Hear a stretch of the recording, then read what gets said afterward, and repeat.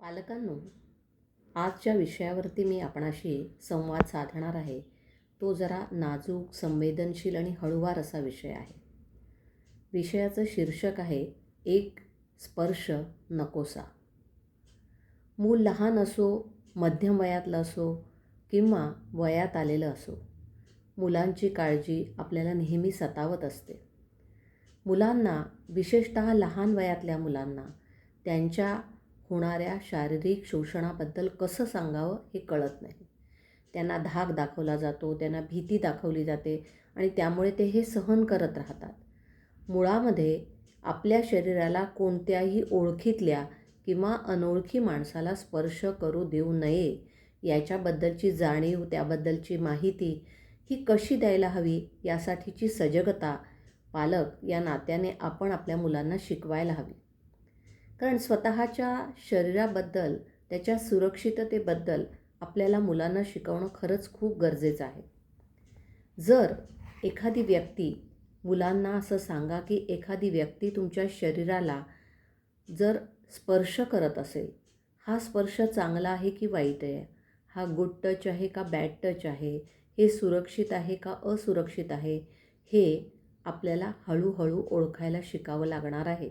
आणि हे अर्थातच आपल्याला पालकांनाच त्यांना शिकवावं लागणार आहे की तुमच्या बॉडी पार्ट्स, अर्थात तुमच्या शरीराच्या अवयवांबद्दल जर कोणी बोलत असेल तर ते तुम्ही तत्काळ आपल्या आईवडिलांना येऊन सांगितलं पाहिजे. आणि ह्याकरता पालकांनो, तुम्हाला पहिल्यांदा मुलांना त्यांच्या बॉडी पार्टबद्दल, त्यांच्या लैंगिक अवयवांचा उच्चार करणं हे गरजेचं का आहे? कारण हे वाईट शब्द नाही आहे. जर मुलांनी आपलं शरीर समजून घेतलं तरच ते त्या शरीराला जर कोणी चुकीचा स्पर्श करत असेल तर मोठ्यांना सांगू शकतील. मुळात आपलं शरीर समजून घेणं हा एक मुलांचा अधिकार आहे आणि हे आपलं कर्तव्य आहे. शरीराबद्दलची माहिती सोप्या भाषेत आपणही सांगू शकता किंवा एखाद्या पुस्तकाचं वाचन तुम्ही त्या मुलांसमोर करू शकता. म्हणजे हे शब्द नॉर्मल आहेत असं मुलांना वाटेल. दुसरी गोष्ट, मुलांना किंवा मुलींना आपल्या शरीराला कोणी आणि कसा स्पर्श करणं ठीक आहे याच्या बाउंड्रीज किंवा मर्यादा आपणच सांगायच्या आहेत. म्हणजे याचा अर्थ असा आहे की समजा अगदी छोटंसं मूल जरी असलं आणि कुणाला त्याची पापी घ्यावीशी वाटली, कुणाला त्याला कुशीत घ्यावंसं वाटलं, पण त्या मुलाला जर तसं वाटत नसेल तर त्याला नाही म्हणण्याचा अधिकार आहे. म्हणजे जर तुम्ही तुमच्या शरीराचे मालक आहात, हे शरीर तुमचं स्वतःचं आहे, तुमची इच्छा नसेल तर कोणीही तुमच्या शरीराला स्पर्श करू शकत नाही. हा अधिकार लहान मुलापासून ते मोठ्या वयाच्या व्यक्तीपर्यंत सर्वांना आहे. हे आपण मुलांना समजावून सांगूया. जेव्हा तुमच्या मुलांना असं वाटत असेल की हा स्पर्श मला नको आहे, त्यावेळेला आपण त्यांच्या इच्छेचा आदर करायला हवा.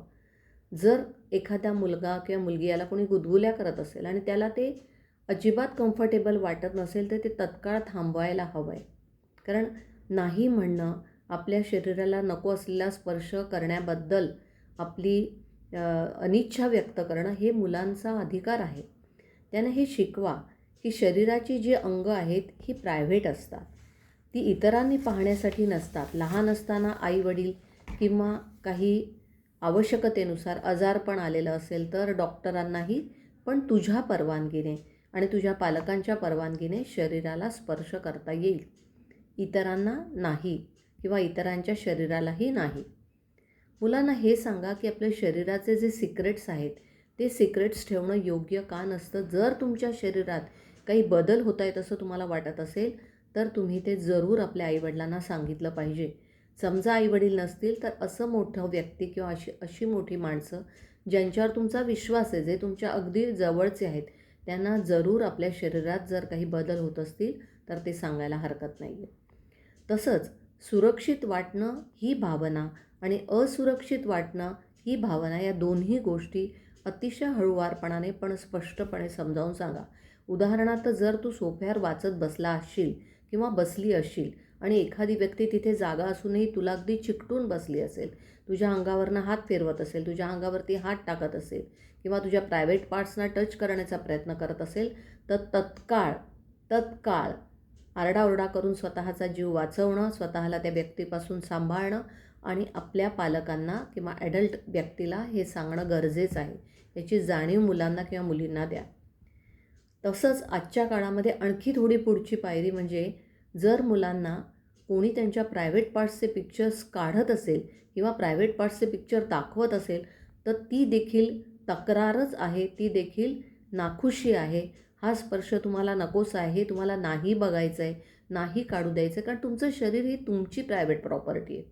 तेव्हा अशा सगळ्या परिस्थितीमध्ये जर नकोसे स्पर्श होत असतील किंवा दाखवले जात असतील तर आपल्या मुलांना हे समजावून सांगा की तुम्ही तत्काळ मोठ्या माणसांची मदत घेतली पाहिजे आणि अशा माणसांवरच विश्वास ठेवायचा की जे खरोखरच आपल्याला आईवडिलांप्रमाणे आहेत.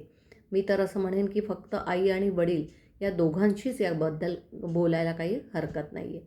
तेव्हा कृपया सर्व पालकांना ही विनंती आहे की जर तुमच्या मुलांना ह्या नकोशा असलेल्या स्पर्शाचं तुम्ही सजग होऊन शिक्षण दिलं तर मुलं निश्चितपणे या भयंकर अशा संकटातून वाचू शकतील. दुसरी गोष्ट, समजा दुर्दैवाने असं काही घडलं तर मुलांना हे समजावून सांगा की यात तुझी चूक नाही आहे, तू वाईट नाही आहेस, तो जो करणारा व्यक्ती आहे तो वाईट आहे. आणि मुलांबरोबर अशा प्रकारची जर का कोणी वाईट कृत्य करत असेल तर त्याला कायद्यानुसार शिक्षा होऊ शकते. हा विश्वास जर आपण मुलांना दिला तर मग मुलं आपल्याकडे येऊन जर काही चुकीचं घडलं तर सांगू शकतील. पण असं म्हणतात ना, prevention is better than cure, त्याप्रमाणे आपण सगळे आधीच काळजी घ्यायला हवी आहे. तेव्हा सजग व्हा आणि आपल्या मुलांचं रक्षण करा पालकांनो. धन्यवाद.